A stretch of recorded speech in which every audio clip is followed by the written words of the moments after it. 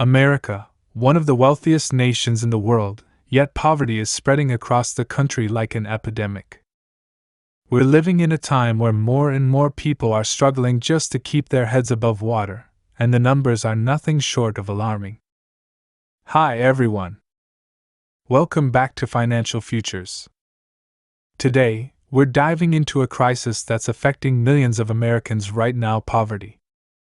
This isn't just a statistic or a policy issue, it's a life and death situation for countless families.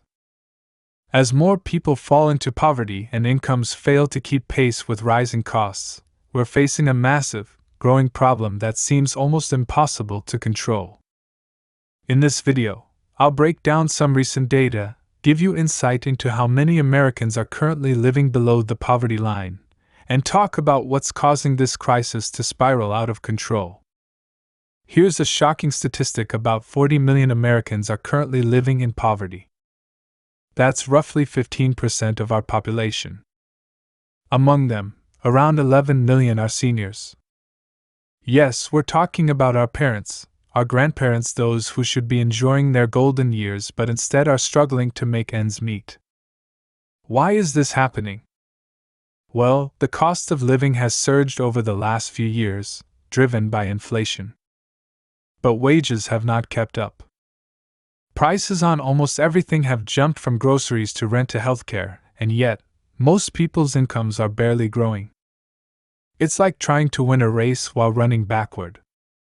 From 2021 to 2024, we've seen price increases across the board by roughly 25–35% on essentials, but income growth has lagged far behind at just about 20%. This gap is growing each year, pushing more families below the poverty line. Just to put it into perspective, if you're an individual making less than $15,600 a year in 2024, you're considered to be living in poverty. For a family of four, that's around $31,200. Now ask yourself, could you make ends meet on those figures, especially with everything from rent to food costing so much more? It's no wonder we're hearing stories of people working 2, even 3 jobs just to survive. And it's not just low-wage earners. Middle-income families are feeling the squeeze too, as housing, healthcare, and education costs continue to soar. So, what about our leaders? Why aren't they doing more to address this? Frankly, poverty isn't exactly a popular political topic. Talking about how much people are struggling doesn't win elections, so the issue often goes ignored. But make no mistake, this crisis affects us all. It's not just about one group or demographic. Poverty impacts entire communities, reduces economic mobility, and creates cycles of hardship that are hard to break. If we don't start addressing the causes and impacts of poverty now, we'll only see this epidemic grow.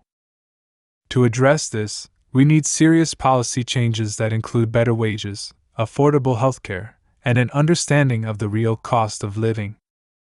Otherwise, poverty will continue to spread, creating a permanent underclass of people trapped in a cycle of struggle.